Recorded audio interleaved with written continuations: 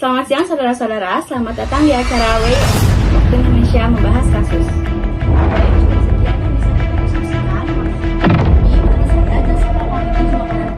Seperti yang kita ketahui, akhir-akhir ini sedang banyak dibicarakan mengenai kasus pembunuhan Brigadir Joshua Huta Barat. Sebelum membahas lebih dalam, mari kita mendengarkan kesaksian dari beberapa kepolisian dan pihak-pihak terkait dari kasus pembunuhan Brigadir Joshua Huta Barat. Itu saudara Brigadir J berada atau memasuki rumah salah satu pejabat Polri di perumahan dinas Duren 3. Kemudian ada anggota lain atas nama Barada E menegur, dan saat itu yang bersangkutan mengajukan senjata, kemudian melakukan penembakan, dan Barada E itu menghindar dan membalas tembakan terhadap Brigadir J. Inilah beberapa video kesaksian dari pihak-pihak yang terkait dengan kasus ini. Di sini sudah ada beberapa pihak yang akan kita ajak untuk berdiskusi mengenai kasus ini. Di samping kiri saya sudah ada Syafira dan Deborah, dan di samping kanan saya sudah ada Nesya dan Nabila. Kita mulai dari pertanyaan pertama. Menurut kalian, apa motif besar Ferdy Sambo melakukan pembunuhan terhadap korban Brigadir Joshua Huta Barat? Silakan mungkin dari pihak kiri untuk bisa menyampaikan pendapatnya terlebih dahulu. Menurut berita yang saya ambil, itu motif terbesar Ferdy Sambo untuk membunuh Brigadir Joshua Huta Barat adalah untuk menutupi kesalahan-kesalahan dan juga mungkin kasus-kasus atau usaha-usaha gelap yang telah beliau lakukan. Menurut saya, motifnya tentu saja karena Joshua yang dikabarkan melecehkan istri dari Ferdy Sambo, yaitu Putri Chandrawati. Kita lanjut pertanyaan selanjutnya. Bagaimana pendapat kalian tentang pengunduran sidang yang sedang berlangsung, tetapi pengundurannya atas permintaan jaksa, bukan hakim? Silahkan mungkin dari pihak sebelah kanan untuk bisa menyampaikan pendapatnya terlebih dahulu. Baik, terima kasih. Menurut saya itu wajar-wajar saja, karena pengunduran sidang tersebut bertujuan untuk mengevaluasi sidang yang dimana posisi sidang tersebut menarik perhatian banyak masyarakat. Aspek yang ditinjau salah satunya dengan teknik persidangan, dan dengan sidang itu diundur juga tidak merugikan antara kedua belah pihak, baik pihak Ferdy Sambo maupun pihak Joshua. Tapi menurut saya itu hal yang sangat tidak dibenarkan dalam kuasa hukum ya, karena jaksa itu tidak berwenang untuk menentukan jadwal sidang, apalagi untuk sidang tersebut diundur. Dan menurut saya di sini hakimnya juga kurang tegas, karena apabila kita menjadi pemimpin dari sebuah sidang atau pemimpin dari segala jenis masalah apapun, kita harus bisa tahu bagaimana orang-orang terkait bisa kita terima argumen, pendapat, atau permintaannya. Juga di sini seharusnya mungkin dari pihak jaksa dan juga pihak Ferdy Sambo atau Joshua Huta Barat bisa mengetahui bahwasannya ini kasus untuk ditonton masyarakat besar.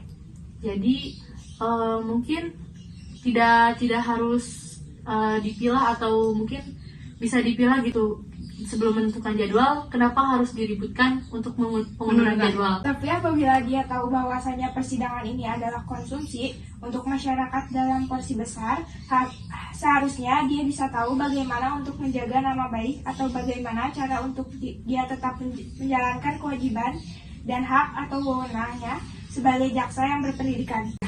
Tapi menurut saya jaksa melakukan ini juga karena terpaksa, dikarenakan balik lagi ke awal, sidang ini terlalu banyak mendapatkan atensi dari masyarakat, serta jadwal sidang ini bertepatan dengan jadwal G20 di Bali, sehingga takutnya atensi dari kegiatan G20 itu teralihkan oleh sidang Ferdy Sambo tersebut.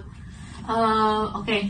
Menurut saya Ferdy Sambo ini kan orang yang cukup, maksudnya berpangkat tinggi di kepolisian. Seharusnya beliau bisa beradaptasi dengan keadaan Indonesia yang mungkin sudah dilewati beberapa negara, dan dari jaksa dan hakimnya pun mungkin sudah mengetahui bahwasannya Indonesia ini sangat luas dan sudah diketahui dan diikuti beberapa negara juga.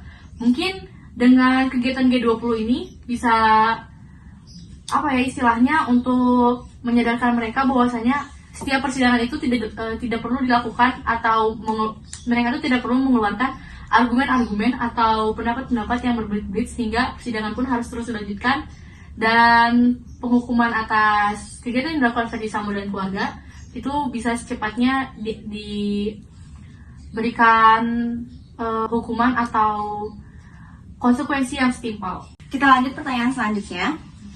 Bagaimana pendapat kalian atas argumen-argumen Baradae di dalam persidangan yang berbeda dengan kesaksian Ferdy Sambo? Silahkan mungkin dari pihak kiri untuk menyampaikan pendapatnya terlebih dahulu. Ya, terima kasih. Menurut berita yang saya baca, Baradae sempat diancam oleh Ferdy Sambo karena dia pun menjabat sebagai junior dari Ferdy Sambo. Yang dimana kita tahu bahwasanya senior selalu di atas junior dan junior tidak bisa membantah senior. Tapi Baradae posisinya adalah tersangka dan sebagai saksi, maka seharusnya ia membicarakan apa yang sebenarnya terjadi. Dan juga dengan Baradae yang mengeluarkan argumen yang berbeda dengan kesaksian Ferdy Sambo, itu sudah termasuk sebagai kesaksian palsu. Yang dimana kesaksian palsu tersebut terdapat ancaman pidana sesuai dengan Undang-Undang Pasal 220 KUHP. Tapi jika kita membicarakan tentang UUD, mungkin dari kesaksian Baradae yang berkata bahwasannya beliau diancam oleh Ferdy Sambo, di situ Ferdy Sambo melakukan hal yang melanggar pasal 368 KUHP ayat 1 juga, yang tertulis bahwa siapapun melakukan pengancaman dan pemerasan dapat dikenai hukuman pidana penjara paling lama 9 tahun. Pasal ini berlaku apabila pelaku ini melakukannya secara langsung. Jadi menurut saya Ferdy Sambo tidak mungkin tidak mengetahui hal ini karena beliau adalah pihak kepolisian yang sudah berpangkat tinggi. Tapi kenapa Baradae melakukannya dengan santainya atau dengan suruhan Ferdy Sambo? Padahal itu adalah hal yang tidak baik. Dia kan bisa saja menolak hal tersebut, tapi kenapa dia tetap melakukannya? Karena Baradae juga sempat bersaksi bahwasannya beliau sempat diancam, dan pengancamannya itu seperti apabila beliau tidak menembak Joshua Huta Barat, beliau yang akan ditembak oleh Ferdy Sambo. Baik, kita lanjut ke pertanyaan selanjutnya. Bagaimana tanggapan kalian tentang ART Sambo yang memberikan kesaksian pada sidang hari Kamis tanggal 1 November 2022 sebagai Sambo bersama Putri Chandrawati? Apakah semua ajudan tinggal di Jalan Bangka?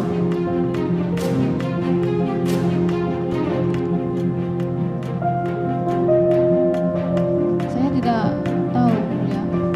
Terus apa yang kamu tahu?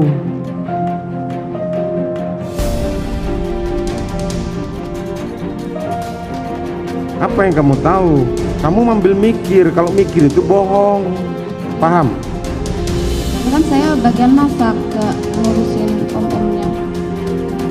Apakah rumahnya sebesar itu sampai saudara tidak bisa mengenali mereka? Silahkan mungkin dari pihak kiri untuk bisa menyampaikan pendapatnya terlebih dahulu. Ya, oke, terima kasih. Dari sekian banyaknya kesaksian yang diberikan, saya tidak melihat adanya kebenaran dari apa yang beliau katakan. Karena pengucapan beliau yang tidak tegas dan selalu mengangkat topik yang dibawa oleh hakim. Tapi dikarenakan ART Sambo yang baru pertama kali melakukan sidang, pastinya akan terdapat sedikit rasa gugup sehingga tidak menutupi mengapa pengucapan beliau ini tidak tegas. Jika membicarakan mengenai mereka baru pertama kali sidang, kenapa tidak disamakan dengan orang tua Joshua? Mereka juga sama, baru pertama kali melewati sidang, juga sidang yang dilalui berkali-kali, tidak hanya sekali. Kita lanjut pertanyaan selanjutnya. Menurut kalian, apa alasan Putri Chandrawati menutup diri dari publik pada saat kasus sedang gempar-gemparnya? Silakan mungkin dari pihak kiri untuk menyampaikan pendapatnya terlebih dahulu. Ya, terima kasih. Dari berita-berita yang beredar, Putri Chandrawati ini mengalami gangguan psikologis yang memunculkan trauma untuk bertemu orang banyak. Saya tidak tahu alasan tepatnya, hanya menurut saya beliau hanya tidak ingin menunjukkan atau menampakkan dirinya di hadapan publik karena dia merasa psikisnya terganggu akibat beliau telah menghabisi nyawa seseorang.